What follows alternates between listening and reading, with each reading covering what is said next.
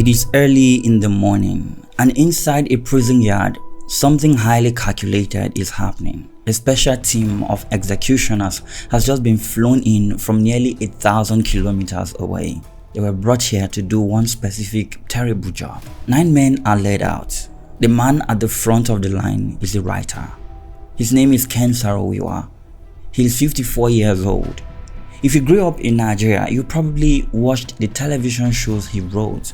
But he didn't end up in this prison yard for his writing. He is here because he stood up for his people, the Ogoni.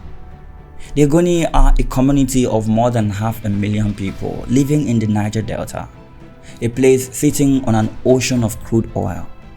For decades, that oil was pumped out, leaving the land gutted. The water turned to poison. The gas flares burned so intensely that night never actually arrived. The farms grew nothing but soot. Ken Saro-Wiwa looked at all of this destruction and decided to start a movement, a peaceful one. He simply asked the world to pay attention to what was happening to his home. The world listened. But right now, none of that international attention can save him. He is standing on a wooden platform with a rope around his neck. The executioners pull the lever, but the trapdoor gets stuck. The mechanism fails. They reset it. They pull the lever again. It fails again. It takes up to 5 agonizing attempts before the machine finally gives way. Before he drops, Saro-Wiwa says his final words. "Lord, take my soul." But the struggle continues. One by one, the other 8 men are brought up. At the exact same time this is happening, half a world away in New Zealand, the Commonwealth Heads of Government meeting is just opening. You have the leaders of dozens of nations sitting down to talk about global cooperation and human rights. And right in the middle of it, the news breaks. Nigeria just hanged a writer. The global whiplash is instant. By the next day, Nigeria is entirely suspended from the Commonwealth. The British Prime Minister calls it judicial murder. Nelson Mandela, who had been trying so hard to negotiate behind the scenes, publicly calls it a heinous act. The United States recalls his ambassador. The European Union slams down sanctions. The entire international community is looking at Nigeria and asking the exact same question. What kind of leader actually does this? His name was Sani Abacha.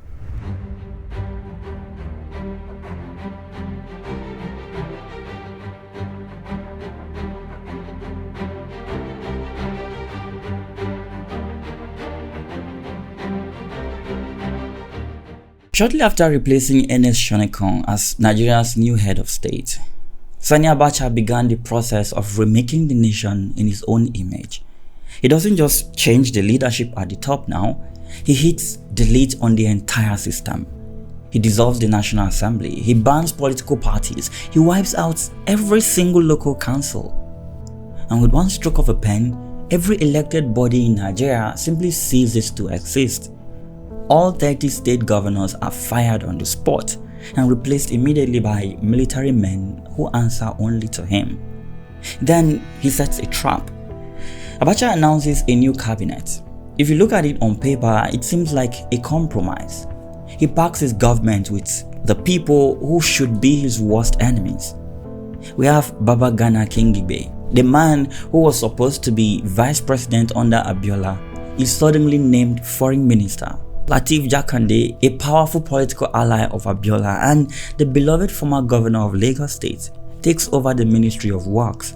Olu Onagoruwa, a prominent human rights lawyer who made his name fighting military rule, is brought in as Attorney General. Abiola's own men are now sitting at Abacha's table, and there is a phrase for this arrangement. It is called the politics of settlement. You don't always need to crush your opponents with military force.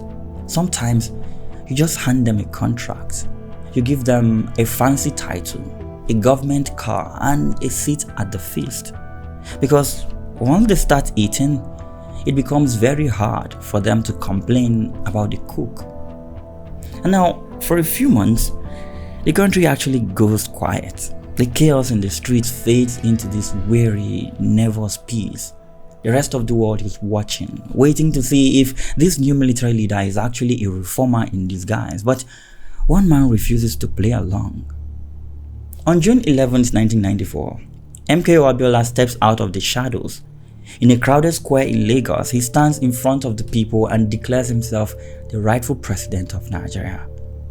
And then he goes into hiding. But the state is already moving. Less than 2 weeks later, a massive convoy, some reports say nearly 200 police and military vehicles, swarm his compound. Abiola is dragged out and arrested. He's charged with treason. He's put in the back of a van and he will never see his home again. I'm being arrested. I'm just going out now with the police. They are arresting me on an allegation of felony, nameless treason or something like that. They're not doing anything. They're just taking me away. Please let me go. With Abiola locked in his cell, the absolute last line of defense for the country falls to the workers. The oil unions shut down the taps. It triggers the longest strike in Nigerian history. For 9 agonizing weeks, the economy bleeds. Abacha tries his old trick. He tries to settle the union leader, a man named Frank Kokori. He offers him money. He offers him power, but Kokori says no. And so Kokori is snatched directly off the streets. He's disappeared into a remote prison in the scorching heat of the north. He will sit in that cell without a trial for the next 4 years. And now, the final silencing begins. You see, the newspapers that actually dared to report on the strike are then immediately shut down. Abacha's government issues new decrees to make the closures legal and then literally backdates the paperwork to cover their tracks. Even the Attorney General, this human rights lawyer Abacha hired to make himself look legitimate, he couldn't stomach it. He publicly disowns the new laws.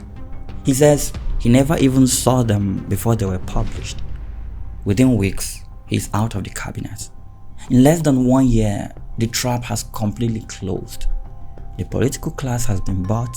Abiola is in solitary confinement. The unions are broken. The press has gone completely dark.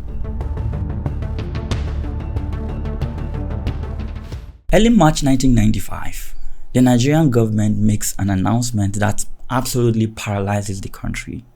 They claim they have just uncovered a massive plot to overthrow the state, a military coup. But it's the list of the accused that makes everyone freeze. At the very top of the list is a man named Olusegun Obasanjo. He isn't just some retired general, no, he is a global statesman. Back in 1979, he voluntarily handed his absolute power over to a civilian government and walked away. When the arrests began, Obasanjo isn't even in Nigeria. He's at a UN summit in Copenhagen. He receives word that Yar'Adua has already been detained and that he is next. His friends beg him not to fly home, but he ignores them. He flies back to Nigeria and within days of touching down, he's arrested at his farm in Ota. In total, 51 people are charged, but there is no public trial. They are dragged into a closed military tribunal, a secret room where the verdict is completely decided before anyone even opens their mouth. The sentences are staggering. Obasanjo is sentenced to death, later commuted to 25 years. Yar'Adua and 14 others also received death sentences. The international backlash is deafening. World leaders and rights organizations flood Abacha with demands for clemency. Only under massive global pressure does Abacha quietly commute the death sentences to long prison terms. But Abacha doesn't just stop at the politicians. 4 journalists are also convicted and originally sentenced to life. They wrote articles suggesting that this entire coup plot might actually be fake. In Abacha's Nigeria, skepticism is now officially treason, and years later, serious doubt falls over the entire case. The government's key witness, a colonel named Bela Fadile, later admitted at trial that he signed the statement implicating Obasanjo under duress. The court rejected his retraction, but the damage to the prosecution's credibility was already done. To this day, the episode is known in Nigerian political history as the Phantom Coup. widely believed to have been engineered to completely decapitate the opposition. But while the truth behind the coup remains disputed, the violence that came next was incredibly real. Between 1995 and 1998, a wave of bombings violently tears through Nigeria. Lagos, Kano, Ilorin, explosions rip through military barracks and public squares. The government immediately points the finger at the opposition leaders who managed to flee into exile. They named the Nobel laureate Wole Soyinka as the terrorist mastermind. They paint this terrifying picture of a nation under siege by radicals who want to drag the country back to the chaos of the 1993 election. Now, whether this was true or not depends on the source you are listening to. Fear keeps the public indoors and in line, but history recorded a very strange detail about those bombings. On June 8, 1998, the bomb stopped. Not a single device detonated the next day or the day after that or ever again. The opposition somehow lost all interest in explosives the exact second the dictator's heart stopped beating. But meanwhile, back in 1995, a crackdown began. It starts on October 6, 1995, in the wealthy suburb of Ikeja, Lagos. Armed men break into the home of Chief Alfred Rwanye. He is 79 years old. He's a titan of industry and the primary financial engine behind the pro-democracy movement. They force their way upstairs, but they don't steal a single thing. They just kill him. 4 months later, February 1996, Alex Ibru is driving through Lagos. He's the publisher of The Guardian, the nation's most respected newspaper. He actually used to be a minister in Abacha's own cabinet, but he completely refused to let his paper become a propaganda machine for the regime. Suddenly, a car pulls up next to his. Gunmen open fire, spraying his vehicle with bullets. Ibru barely survives. Then June 4, 1996, ever since her husband was dragged away to a cell, Kudirat Abiola has become the absolute face of the resistance. She's fearless. She organizes the massive strikes. She rallies the women. She meets with international leaders. She's doing the exact thing the military fears most, keeping the spirit of the cancelled election alive. She's riding through the streets of Lagos in her Mercedes. Another car pulls up alongside hers. The window rolls down. Kudirat is killed instantly. December 8, 1997. Deep inside the walls of a prison in Abakaliki, Major General Shehu Musa Yaradua dies. The man who was once the second most powerful person in the entire country is just gone. The government officially labels it natural causes, but the whispers tell a very different and much darker story. A story about deliberate poisoning.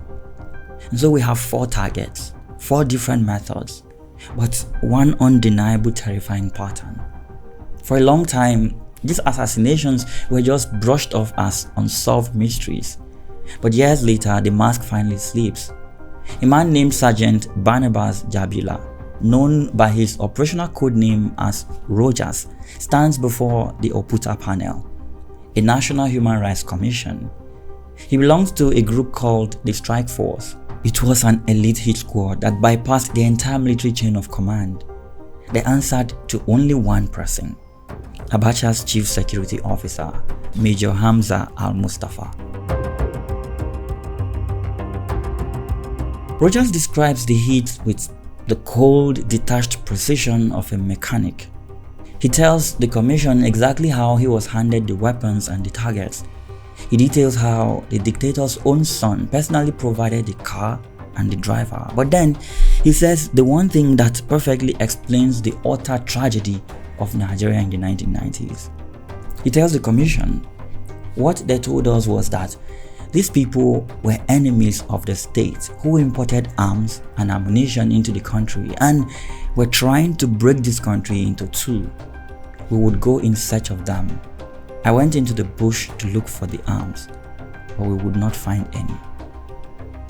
He tells the room that it was only after the dictator died, when he saw these exact same enemies walking freely into the presidential villa to hold meetings with the new head of state, that the truth actually hit him. He pauses. I then realized we were being fed with lies. You were involved in 3 assassinations. Yes. Okay, yes. And that in one of that, the only one you personally handled, Yes. only one person died. Yes, sir. You didn't tell us who that person was. Elijah Kudirat Bela. During the Abacha years, Shell's joint venture was pumping nearly 1 million barrels of crude out of the Niger Delta every single day. That was roughly half of Nigeria's total output. It was 95% of the country's foreign exchange. It was quite literally the blood supply keeping the Nigerian military state alive. Down in Ogoniland, decades of relentless extraction had turned the delta into a wasteland.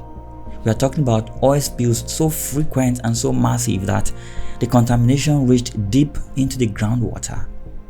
Gas flares roaring 24 hours a day, burning so intensely that the sun never actually set.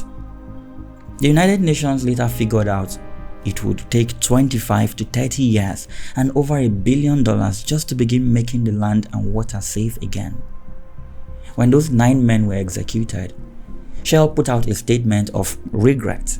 They claimed they had asked for clemency. They claimed their hands were tied. And the rest of the world responded with absolute theater. Nigeria was suspended from the Commonwealth, which meant so little.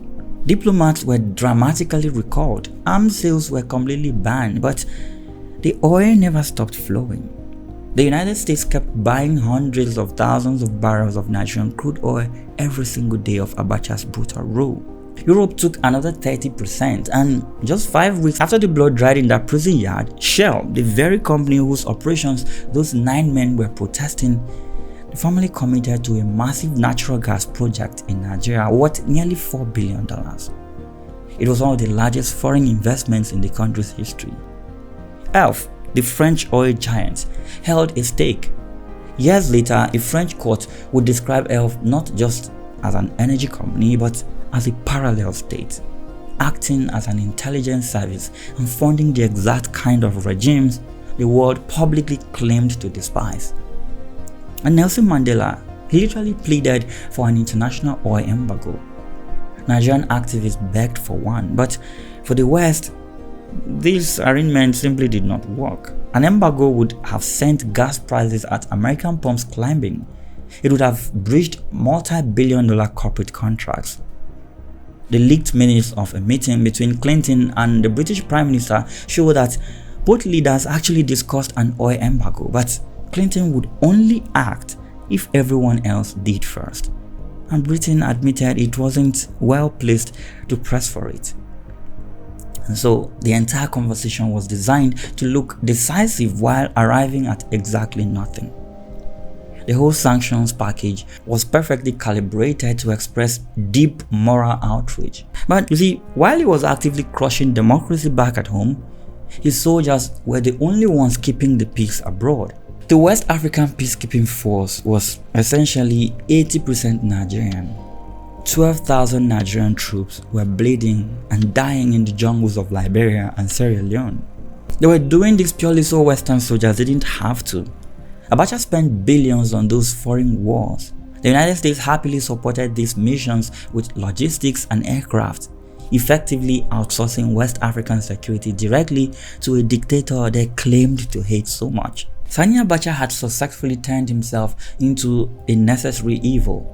He had the oil the West desperately needed, and the soldiers the West heavily depended on.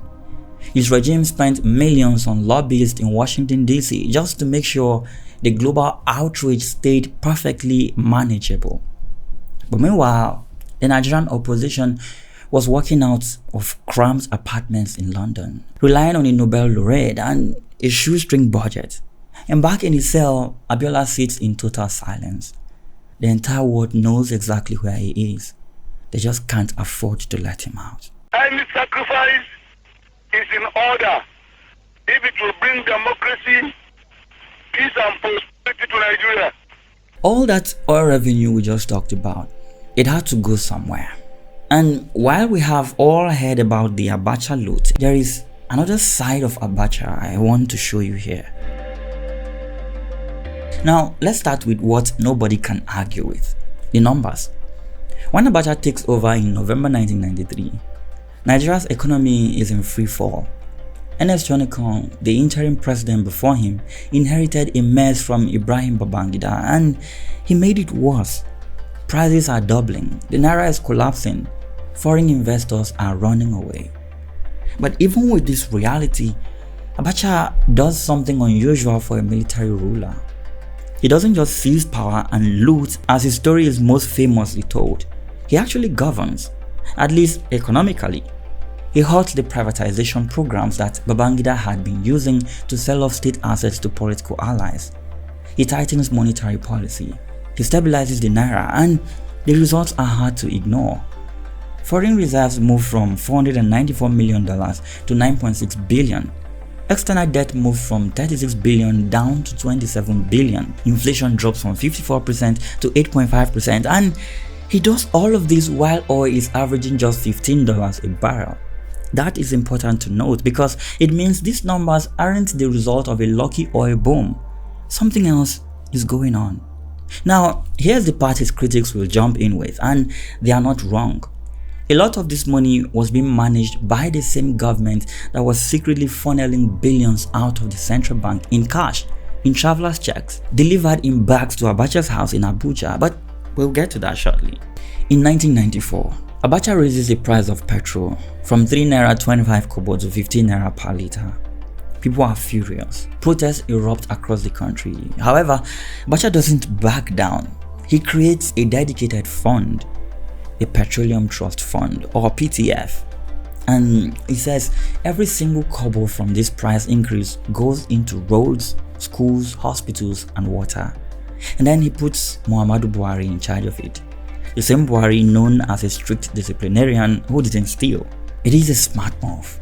Buhari gives the PTF credibility, and by most accounts, the fund actually delivers. In 1997 alone, the PTF spent 24.3 billion naira on roads, 7.8 billion on health, 2.2 billion on water supply, 936 million on food, 476 million on education. For the first time in years, Nigerians in rural areas see new roads, public hospitals get drugs, schools get textbooks. The total budget of the PTF over its entire existence is about 60 billion naira. That's it. And yet, years later, people would still point to the PTF as the last time a Nigerian government actually built something ordinary people could see. When Obasanjo came to power in 1999, one of the first things he did was scrap the PTF. He set up a probe into his finances. Buhari was investigated, but the result? Obasanjo himself would later say they found nothing. However, while the probe of the PTF might have found nothing, it didn't mean there was nothing to be found when it comes to the Abacha years. And this is where I take you back to the Abacha roots.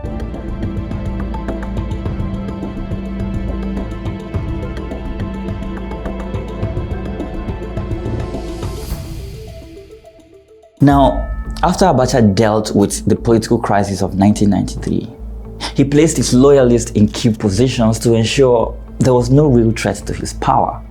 His heavy-handed approach to criticism also meant media houses were not turning their searchlight on him and his family. This was when the looting began.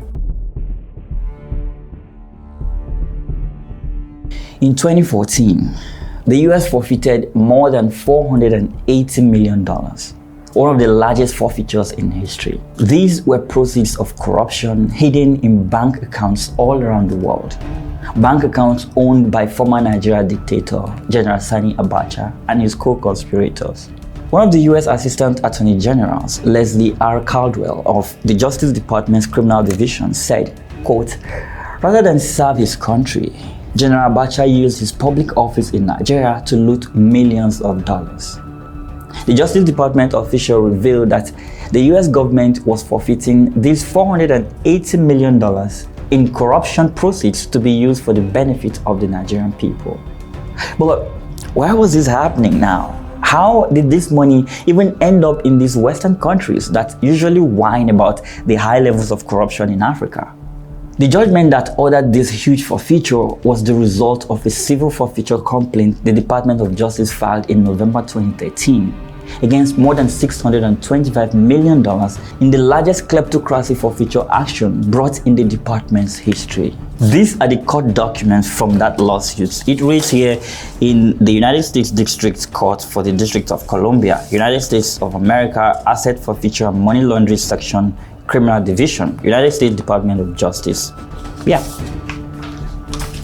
This includes approximately $303 million in 2 bank accounts in the bailiwick of Jersey, $144 million in 2 bank accounts in France, and 3 bank accounts in the United Kingdom and Ireland with at least $27 million.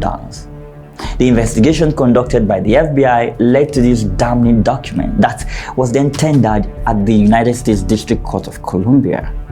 The documents, which I have right here with me, implicated the late son of the Nigerian leader, Ibrahim Abacha, his second son, Mohammed Abacha, his associate, Abubakar Atiku Bagudu, former National Security Advisor, Ismaila Gwazo, associate of the Abacha family, Alhaji Amadu Daura, then Minister of Finance, Chief Anthony Ani. There is also lawyer and associate of the Abacha family, David Umaru. These people were accused of using phony offshore companies to divert billions of dollars of Nigerian state funds into their private accounts. The document highlighted how, in one instance, Abacha, Mohammed, Bagudu, and others systematically embezzled public funds worth billions of dollars from the Central Bank of Nigeria on the pretense that the funds were meant to be used for national security. The CBN, not wanting to stand in the way of national security, dispersed the funds, after which Abacha and Bagudu moved them overseas. In all, more than $2 billion was stolen from the Central Bank of Nigeria alone. But how was Abacha able to loot this sort of money with no one finding out? How did he do it?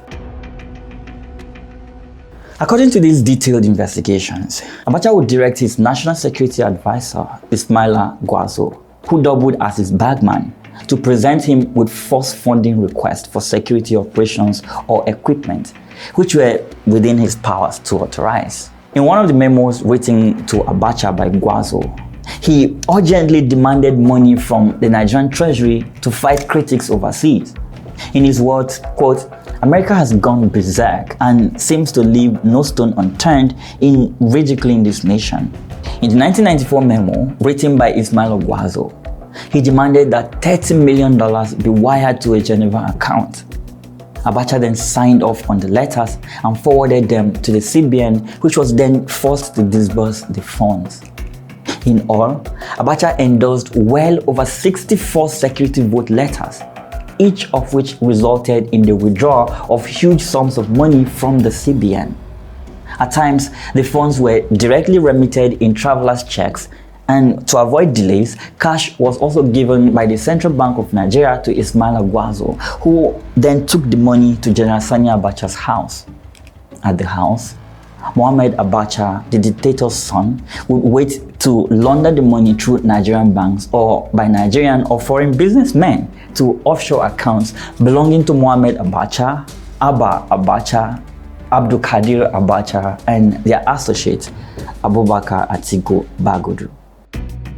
According to these investigations, there were instances of about 36 transfers totaling $386 million where the monies were transferred directly from the Central Bank of Nigeria by wire transfers to bank accounts abroad, held by offshore companies belonging either to members of the Abacha criminal organization or to Nigerian or foreign businessmen, who later remitted the same sums to members of this organization.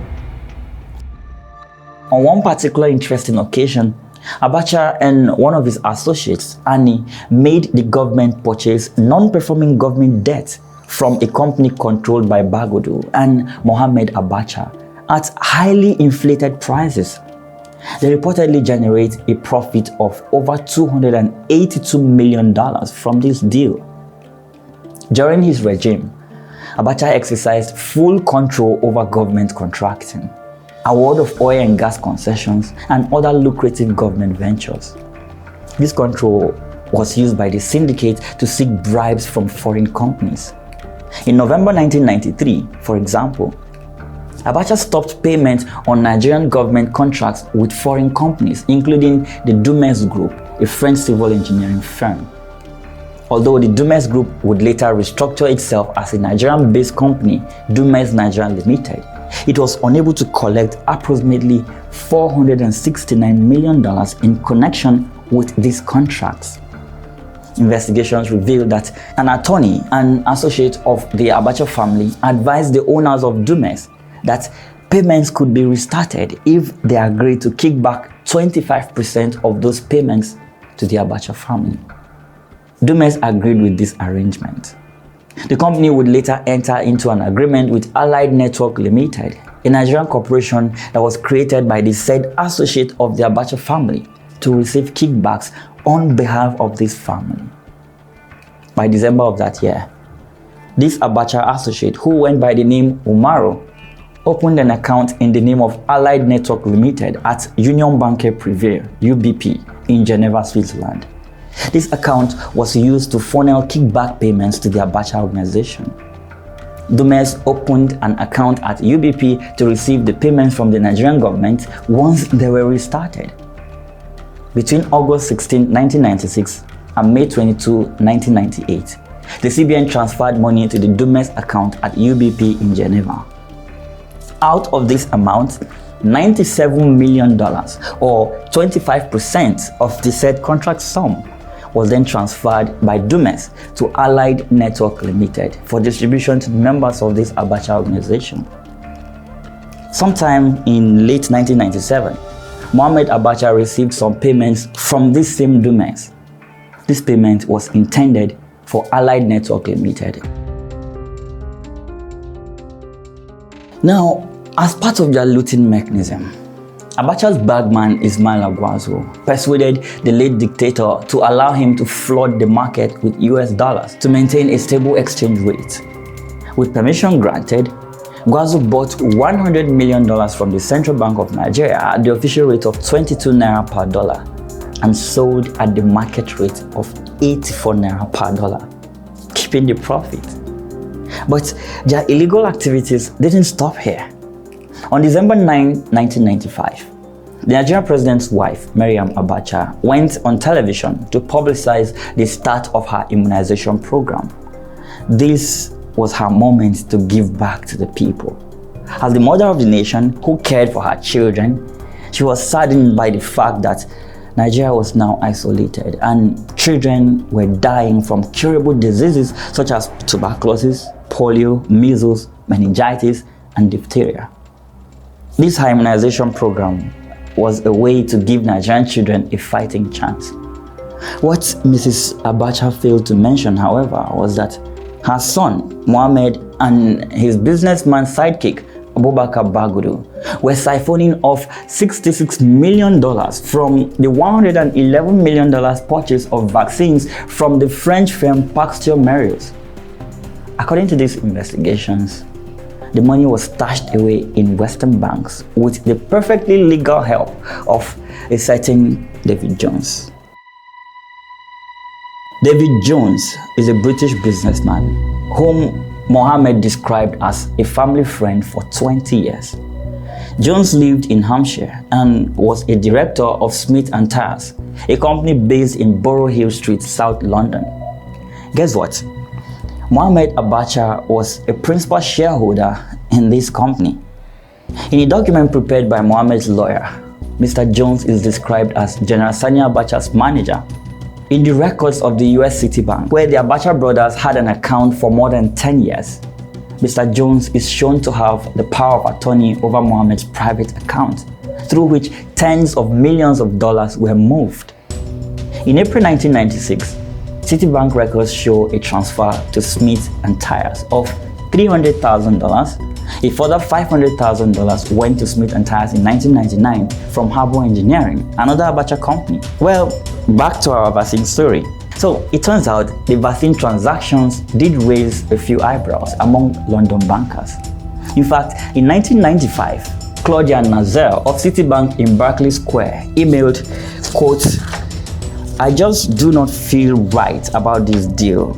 It has typical characteristics of a 419 fraud. Sound like rum to you?" Yeah, there's a copy of the email. Her colleague David Hightower said the client is a prominent and long-standing Nigerian customer. Yeah, this her colleague went further to say he felt they needed to be specific and clear and diplomatic in the way they present their concern about potential money laundering scams. Despite these legitimate concerns raised, the deals went through. These stolen funds were mostly sent to accounts held in faraway countries. In Switzerland alone, Abacha had over 140 accounts holding more than $750 million in 11 banks. In Liechtenstein, he had $100 million in 3 banks, Luxembourg $630 million, UK $450 million in 20 accounts held in 11 banks. I know you're wondering, but who are the others that made up the syndicate? It couldn't have been Abacha and his family alone. Yeah, the list is a long one. While going through paper trails left by the Abacha syndicate, investigators uncovered names of foreign banks and bankers who helped facilitate the hundreds of transactions. But who are these folks? Let's go through the associates. We have Gabriel Katri, a Swiss-Israeli banker. Mr. Katri was a financial advisor to several heads of state in the Middle East and Africa. He was convicted in November 2009 for abetting what was described as a criminal enterprise by Abba Abacha. Mr. Katri was later fined $10 million and given a non-custodial sentence by the Swiss investigating magistrate. And then we have Gilbert Chagori. Mr. Chagori is a Nigerian-born businessman of Lebanese descent.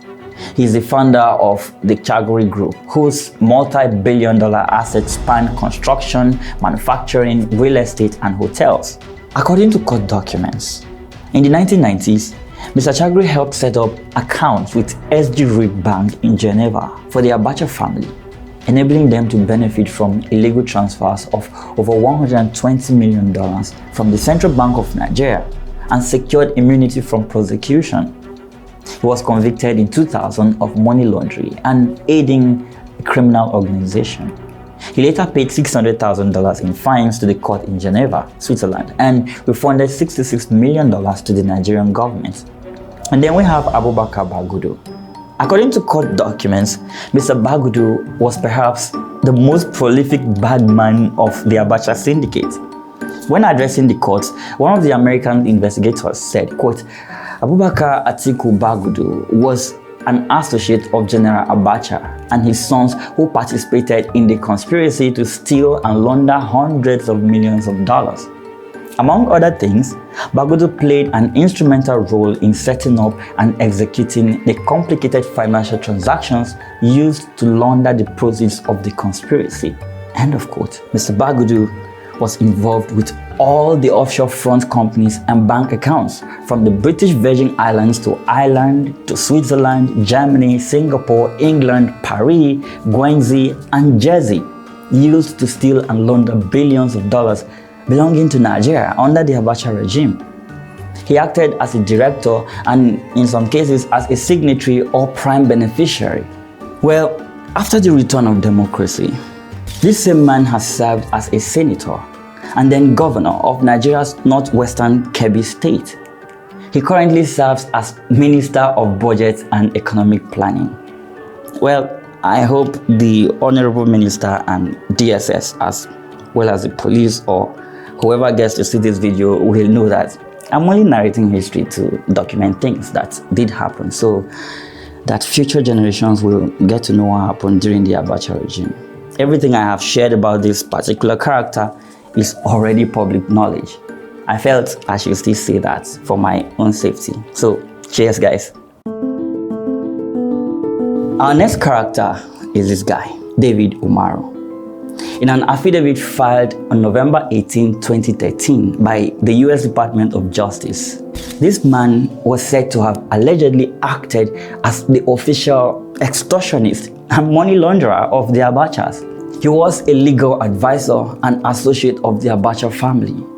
The court papers state that he facilitated the payment of illegal commissions to the family in return for securing the repayments of debts of some $470 million owed by the Nigerian government to Dumez Nigeria PLC, a French company controlled by Andre Kamel. Remember the Umaru that helped facilitate the transaction between Dumez and a certain Allied Network Limited? Yeah, this is him. Mr. Umaru has since become a distinguished senator of the Federal Republic of Nigeria. Again, DSS or whoever is in charge here, I'm only, trying to narrate history, so you understand. Cheers, guys. Other people on this list include Danilo Jurov, a business associate of Gilbert Chagori.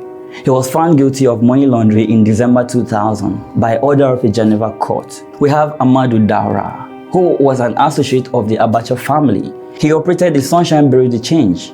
The court in Washington was told that Mr. Daura participated in the conspiracy by moving criminal proceeds out of Nigeria to accounts he controlled in England and by transferring a criminal proceeds into and out of the United States to accounts controlled by the Abacha family. And then there's Mark Reiser, recommended to Mr. Abacha as an experienced financial consultant. Mr. Reiser set up several accounts held by intermediary offshore companies with SG Ruik Bank in SA in Geneva, which facilitated the illegal transfers of some $50 million to Abba Mohamed Abacha and their business associates, according to Africa Confidential. And then there's Jean-Pierre Decker, Regional Operations Manager for ADAX and Oryx Advisory Services in Nigeria. Mr. Decker was said to have agreed to transfer illegal commissions on Nigerian oil contracts of over $76 million to accounts linked to Abba and Mohamed Abacha. There's Richard Grania Defere, a founding director and third in command at ADAX and Oryx Advisory Services. Mr. Defere facilitated the illegal transfer of funds from the CBN to accounts held by Mr. Abacha and his son Mohamed Abacha. And then there's this Indian, Raj Ajadas Bhovani. The Royal Court of Jersey seized $26.5 million from Mr. Bhovani, an Indian, in 2011, after having determined he was guilty of money laundering offenses. The case arose out of Jersey's investigation into the activities of Mr. Sani Abacha. Mr. Bhovani was said to have laundered the money through a Jersey branch of the Bank of India. According to Jersey court documents, he made a fortune from selling vehicles to the Nigerian government under two separate contracts in 1996 and 1997 through a Panamanian company named Tata Overseas Sales and Services, which was in reality a front company for him. Court papers showed that the true purchase prices of the vehicles were inflated by a record 400 and 500% at the behest of Mr. Abacha and Mohamed Buba Marwa. He was reportedly sentenced to 6 years imprisonment for the money laundering offenses. And then we have some ministers and security officers who participated in this money heist as well. Among them are Anthony Ani. Mr. Ani held the position of Nigeria's Minister of Finance under General Sani Abacha. According to these court documents, he authorized the disbursement of Nigerian government funds in furtherance of the security vote fraud and debt buyback fraud. In April 1997, Mr. Ani ordered the CBN to transfer $228 million in two tranches to accounts held in the name of Eagle Alliance and Morgan Procurement, two of the stealing machinery controlled by Mr. Bagodu. The court documents show that these transactions did occur on or about April 15, 1997 and April 22, 1997. The respective amounts transferred were $141 million into and out of a correspondent bank account at Citibank in New York to Goldman Sachs in Zurich, Switzerland. Another was $141 million into and out of a correspondent bank account at Citibank, New York, still to Goldman Sachs in Zurich, Switzerland. Another member of the syndicate was the famous Ismail Aguazo. Mr. Aguazo held the position of National Security Advisor under the regime of Mr. Sani Abacha. He participated in the conspiracy to steal and launder hundreds of millions of dollars. The investigators said, among other things, Gwazo prepared and executed the false paperwork that caused the CBN to release hundreds of millions of dollars worth of US, UK, and Nigerian currency as part of the security vote fraud. For instance, in a letter addressed to General Sani Abacha on August 20th, 1996, Mr. Gwazo falsely stated that, quote, in light of the current political situation in the country, coupled with the increase in security operations, there is need for a lot of funds to handle the challenges outlined above, such that I require 350 million naira plus $30 million and 15 million pounds. Please consider the desperate need and approve. End of quote. This man must be super creative to have forged about 60 such letters, each getting approval. Incredible talent, I must say. And then there is Dan Etete. He was the subject of an international arrest warrant issued by France for money laundering. Mr. Dan was said to have presided over negotiations for the $6 billion gas export plant at Bonny Island, which was under investigation by the US, France, British, and the Nigerian authorities. He was the former Nigerian Minister of Petroleum under the regime of Sani Abacha and was found guilty of money laundering by French court in 2007. And then there's Buba Marwa.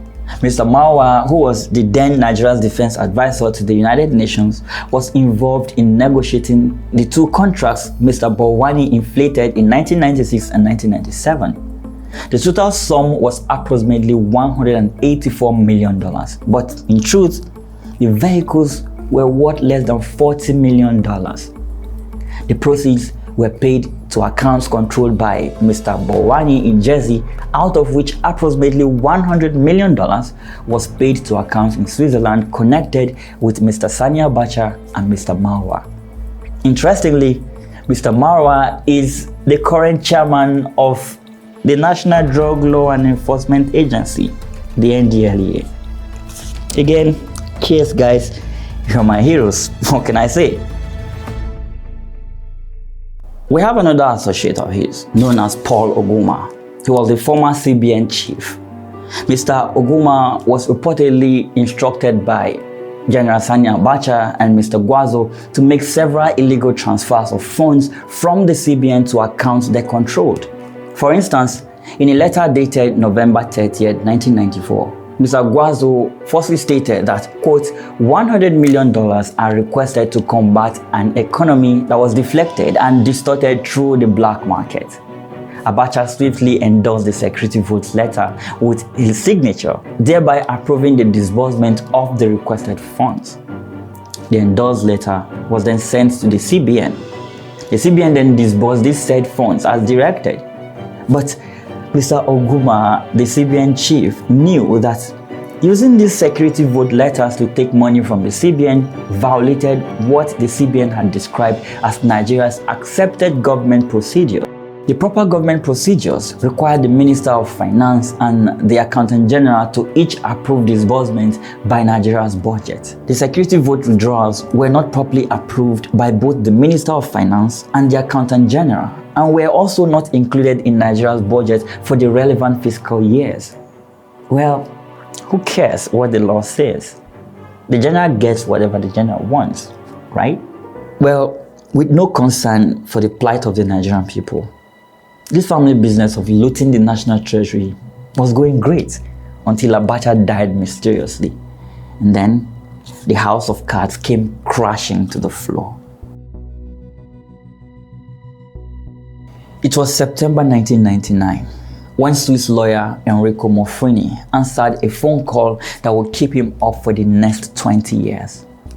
President Olusegun Obasanjo had heard about Monfrini somehow, and the Nigerian government wanted his help as a matter of urgency. So, Obasanjo's newly installed administration sent a high-ranking government official to Geneva in Switzerland to recruit this lawyer. This government official called Monfrini in the middle of the night and asked to meet. The job was simple, at least they thought. Monfrini was tasked with getting hold of the money stolen by Abacha between 1993 and his death in 1998. To get started, the Nigerian police handed him the details of a few closed Swiss bank accounts. which appeared to be holding some of the money Abacha and his associates had stolen. According to Mofrini, a preliminary investigation published by the police in November 1998 found that more than $1.5 billion, that is 1.1 billion pounds, was stolen by Abacha and his associates. Armed with the documents showing the history of the accounts, he took the issue to the Swiss Attorney General. From here, the dance began. Mr. Mofrini successfully argued that the Abacha family and their associates formed a criminal organization. This was critical because it opened up more options for how the authorities could deal with their bank accounts. The Attorney General issued a general alert to all the banks in Switzerland, demanding that they disclose the existence of any accounts opened under the Abacha's names and aliases. Within 48 hours, 95% of the banks and other financial institutions declared what they had, which seemed to belong to the Abacha's family. This would uncover a web of bank accounts all over the world. Mr. Mofrini reportedly helped the Nigerian government in their battle to secure the Abacha loot and return the monies home. But he didn't do this out of the goodness of his heart. He had agreed to a commission of 4% on the money sent back to Nigeria. Well, while finding the money was relatively easy and quick, Mr. Mofrini would soon realize that getting it back to Nigeria was not going to be that easy or quick. According to this Swiss lawyer, the Abachas were fighting like dogs. They appealed just about everything the prosecution team did. The goal was probably to delay the process for as long as possible. The family hired dozens of expensive high-class lawyers in every jurisdiction where the family and their associates were being pursued. Reports claim that more than $12 million was estimated to have gone to paying these lawyers. In the United Kingdom alone, the family allegedly spent about $8 million on the biggest of solicitors to help fight the Nigerian government. In fact, in some instances, the family reportedly tried to use blackmail on the investigators. But at the end of it all, they lost. Well, not entirely. For allegedly helping their father plunder Nigeria of an estimated $5 billion in the 90s, Mohammed and Abba Abacha and other relatives of the late dictator Sani Abacha were rewarded by the Nigerian government. According to this report, a secret deal between the government and the Abachas demanded the family to return part of the loot in exchange for perpetual immunity against prosecution.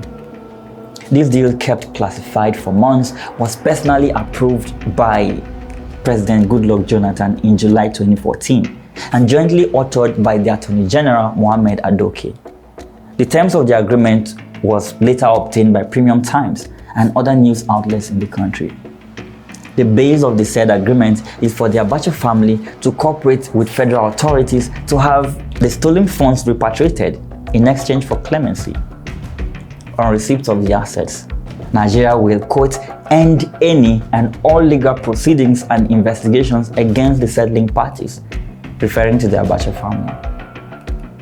The government will again recognize properties owned by the family in Nigeria, the agreement says. Further details in the agreement reveal that the Federal Republic of Nigeria will withdraw any and all civil proceedings against the settling parties. Another clause said the federal government will end without any finding of liability or guilt any and all proceedings of whatever kind, including criminal, civil, or administrative proceedings contemplated or pending in any court in Nigeria. The government also decided to release their passports and allow them travel at will, basically ending the case against the Abacha family. The Nigerian government agreed to this secret deal as a sort of plea bargain to have the Abacha family drop its case and allow the money to be repatriated. Geneva prosecutors also closed their own cases against the Abacha. So with all charges dropped, the monies have been returning home bit by bit, with every administration getting its share of the Abacha windfall. But what has happened with all these monies? The total amount of the looted funds recovered from this late head of state, General Sani Abacha, in the past 24 years has been put at $3.65 billion. However, there has been no clear information on how exactly the money was used by the Nigerian government. So the question is, has it been relooted? The effect of the Abacha theft on Nigeria's economy can still be felt years after his death. You see, Abacha, his allies, and top officials added a new form of corruption that killed the Nigerian economy. That is the siphoning of money used by Nigeria's oil refineries to turn crude into gasoline. More than $2 billion was reportedly diverted from Nigeria's 4 state-owned refineries, leading to their collapse. Nigeria started the import of refined fuels under Abacha, while he and his cronies looted the national treasury. Some reports even claim that he was leading the trade of importation of refined petroleum into the country as well. The evil of Abacha's regime can never be overstated, and every waking day in Nigeria reminds us of the cruelty of that family. Little wonder then why the name of Abacha is associated with money laundering in Nigeria. But do you really think Abacha stands alone as the worst looter in Nigeria's history, or the one who got caught? Now, I know the contradictions, the controversy, and in fact, everything about this particular character seems to come with two extremes. Some will swear Abacha is the worst thing after Tinubu. Oh, wait, hold on, scratch that. Let's not get ahead of ourselves now. While others will tell you it was all a PR campaign against him and that he looted nothing and all those monies were being saved for Nigeria, albeit in his accounts and those of his associates. I honestly can't tell you what to think, but this is the history. And then there is the strangest contradiction of Abacha's rule. In May 1997, a military coup overthrows the elected president of Sierra Leone. Rebels from the RUF, that is the Revolutionary United Front, a group known for hacking off the hands and arms of civilians. They storm the capital, Freetown. Kaba escapes. He flees to Guinea and calls for help. The international community hesitates. The UN sends 50 observers. Nigeria sends 12,000 soldiers. Under Abacha, Nigeria leads ECOMOG, the West African peacekeeping force. Nigeria provides 80 to 90% of the troops, 90% of the funding, and by March 1998, Nigerian-led ECOMOG forces fight their way into Freetown and restore Kaba to power. Democracy is restored in Sierra Leone. The irony here is brutal. The man restoring democracy next door has crushed it at home. The man sending soldiers to fight rebels in Freetown has Moshood Abiola locked up in a cell. His critics said the whole thing was a PR stunt, a way for a pariah dictator to buy international legitimacy while his country was under sanctions, and there's evidence for that. Scholars have noted Abacha wanted to offset his isolation after the Ken Saro-Wiwa execution in 1995. But the Sierra Leoneans, whose democracy was restored, they didn't care about Abacha's motives. For them, Nigeria's soldiers were liberators. Abacha wasn't just a dictator that looted Nigeria dry. He built something too, and that matters. The Nigeria you see on a map today divided into 6 geopolitical zones: North Central, Northeast, Northwest, Southeast, South-South, and Southwest. That is Abacha. He created 6 new states, bringing the total from 30 to the 36 states Nigeria has today. And the 6-zone system, designed to reflect the country's cultural, economic, and political realities, is still the framework Nigeria uses to distribute power, allocate resources, and settle the endless debate about who gets what. It is imperfect, it is contested, but it survived him. This government has always expressed its commitment to dialogue as a means of resolving our internal differences. We have demonstrated this by our individual and collective efforts at holding consultation at all strata of our society. In 2017, Amnesty International published a devastating report based on thousands of pages of internal corporate documents disclosed through legal proceedings, and they completely rewrote the history of the Niger Delta. These were the private internal memos of Shell. Throughout the 1990s, the world looked at Shell as just a bystander, a massive energy company caught in the middle of a brutal military dictatorship. But the chair of Shell in Nigeria, a man named Brian Anderson, his private memos told a very different story. Anderson didn't just have the phone number for Sani Abacha's office, he had the dictator's 2 private home phone lines. In one of these memos, Anderson literally wrote that it was, quote, important that we are seen by him to be assisting the state by giving him the requisite intelligence as it comes to us. Shell wasn't just drilling for oil, they were actively acting as a field intelligence arm for a military dictator. On April 30th, 1994, Anderson sits down with Abacha to specifically discuss what he calls the problem of the Ogonis and Ken Saro-Wiwa. After the meeting, Anderson reports back to his team that he expects Abacha to intervene with either the military or the police. Less than a month later, Ken Saro-Wiwa is arrested, and as the military rolls into Ogoni land, Shell provides a lot more than just intelligence. A confidential Shell memo reveals that the company made a direct payment to the commander of the Internal Security Task Force, the exact military unit responsible for the violent raids on the villages. The memo describes this money as an honorarium to the very soldiers carrying out this crackdown. By July, the Dutch ambassador personally warns Shell executives that the Nigerian army has already killed roughly 800 Ogoni people. But Shell doesn't pull back. They ask the military for even more security. Anderson even notes in his memos that he is in constant contact with a British Secret Service representative in Lagos who has agreed to keep me informed of any developments that might be of interest to Shell. But the absolute most damning evidence in the entire cache came from the trial of the Ogoni 9. 2 of the key witnesses who testified against Ken Saro-Wiwa later confessed the truth. They had been bribed. They were offered cash and jobs at Shell to sit in front of the judge and say exactly what the military wanted them to say. Documents reviewed by Amnesty International show that Shell knew it was highly likely that Saro-Wiwa would be found guilty and executed. But still, it continued to discuss ways to deal with the Ogoni problem with the government. And so, a quiet message was sent to Saro-Wiwa's family. The offer was this: Shell would use its massive influence to try to save his life, but only if he softened his stance and officially told his people to stop protesting. Ken Saro-Wiwa chose the rope instead. We are back in October 1995. Sani Abacha looks at the camera and makes a massive promise. He announces a 3-year transition program. He even gives a specific date, October 1st, 1998. On that day, he promises Nigeria will completely return to civilian rule.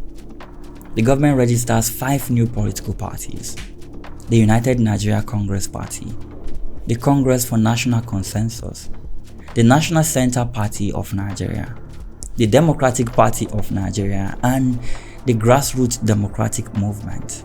But the military gets to decide who is actually eligible to run. Every single party that actually opposes the regime is immediately disqualified. Every single applicant with a spine is entirely excluded. The conventions are supervised by the regime's own operatives. They are the architects building it. By April 1998, the mask of democracy slips entirely. The 5 political parties hold their big public presidential conventions to announce their candidates for the upcoming election. The first party nominates Sani Abacha. The second party nominates Sani Abacha. The third party nominates Sani Abacha. The fourth party nominates Sani Abacha. The fifth party nominates Sani Abacha. We believe there should be a civilian transition in Nigeria, a transition that allows for a genuine democratic process, including allowing opposition parties to operate, allowing the media to cover the work of opposition parties, and allowing the transition that General Abacha promised to take place. 5 supposedly independent political parties, 1 single candidate. The international community watches this happen with a wild mix of horror and total pragmatism. In the US, Susan Rice comes out and sounds tough. She declares that an election victory by any military candidate would be unacceptable. But just weeks later, during his Africa tour, US President Bill Clinton completely softens the blow.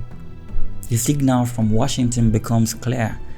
The West is entirely willing to live with a brutal dictator, just as long as he agrees to change his uniform. It is now May 1998. Sani Abacha is now 54 days away from becoming a civilian president. He has zero opposition on the ballot.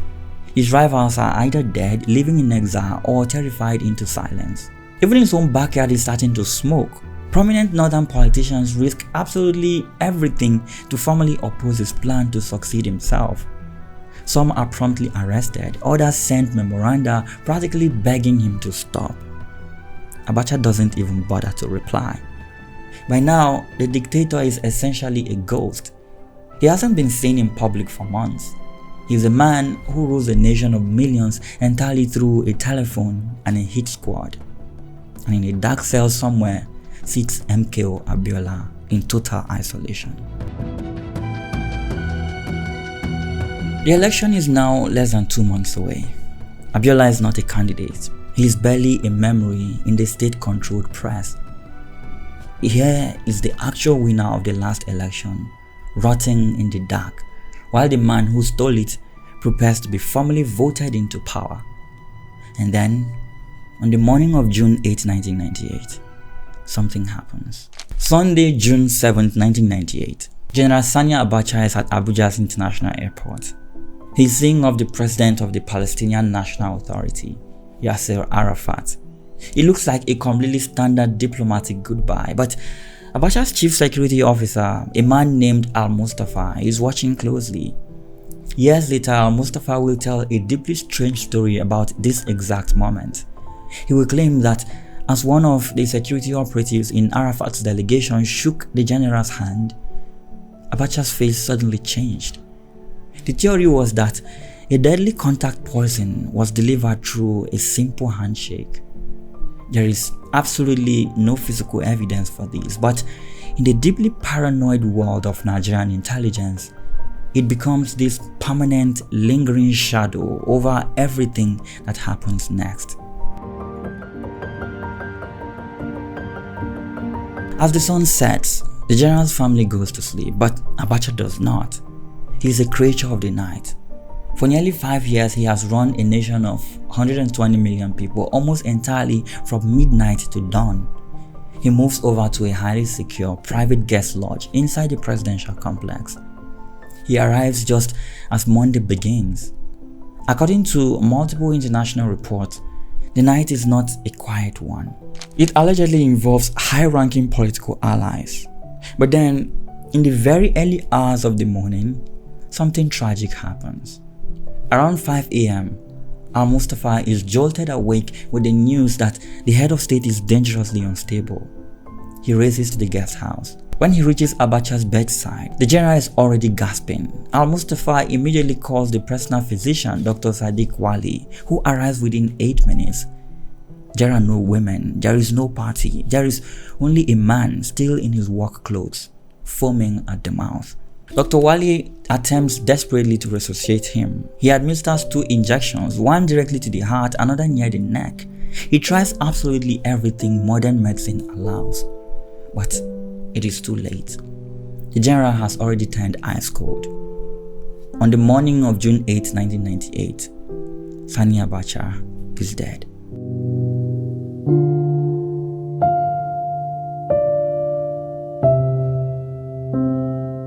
There is no autopsy. The family declines, insisting on an immediate Islamic burial. There is no massive state funeral either. In strict accordance with tradition, his body is immediately flown north to Kano and put in the ground before the sun even sets. Whatever physical evidence existed of what actually happened in that room, whether it was a sudden heart attack or a poisoned apple or something else entirely, is buried right alongside him.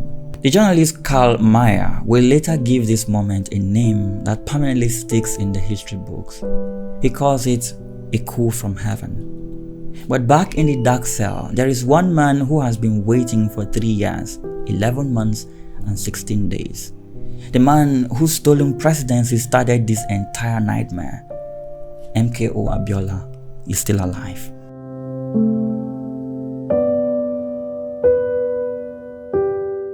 Exactly 29 days have passed since Sani Abacha's heart stopped beating. A high-level diplomatic delegation from the United States has just been granted a meeting with MKO Abiola. They are there to negotiate the endgame, to finally bring the man who won the 1993 election out of the shadows and into the sunlight of a new democratic Nigeria. The delegation is made up of heavy hitters. You have the Undersecretary of State, Thomas Pickering, and a young rising Assistant Secretary named Susan Rice. According to both their accounts, when Abiola walks into the guest house at 3 p.m., he looks robust. He is happy to see them. After 4 years trapped in isolation, he looks like a man who is finally ready to claim his life back. He sits down on the couch and immediately begins telling them about how poorly he has been treated in prison. Rice notices that his ankles are swollen. On the table between them, a tea service is sitting untouched. 5 minutes into the conversation, the entire energy in the room shifts. Abiola begins to cough. At first, it's just mild and intermittent, but within seconds, it turns into a racking, deep, consistent cough. He tells the Americans he's too hot. Rice asks his minder to turn up the air conditioning.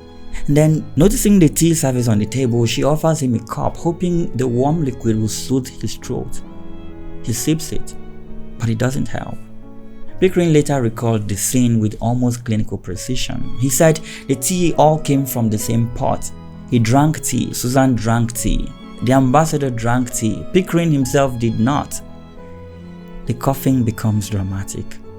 Rice tells the assembled men they need to call for a doctor. The minder immediately makes the call. Abiola excuses himself to the bathroom, but when he emerges a moment later, he's bare-chested and sweating profusely, barely able to talk. He tries to sit back down on another couch, but the words simply won't come out. He slumps down and then slides face first onto the floor. A doctor arrives, but the diagnosis is swift: cardiac arrest. MKO Abiola spent 1,475 days in his cell for daring to lead his country, only to die in the very hour his freedom was finally being discussed. An international forensic team, including the Chief Forensics Officer of Ontario, the US Air Force Chief Pathologist, and a specialist from England, is flown in to find the truth. They find the heart that was significantly enlarged, strained by years of untreated high blood pressure, and coronary arteries that had narrowed dangerously. The autopsy confirms the cause of death as heart attack. As the news hits the streets, Nigeria doesn't celebrate a new era. It burns. Riots erupt in Lagos and Ibadan. More lives are lost in the chaos. 2 bodies, 1 month, and a nation left wondering how, after all that struggle, it ended up right back where it started. For me personally, and for the nation at large, this must be one of the saddest moments of our life.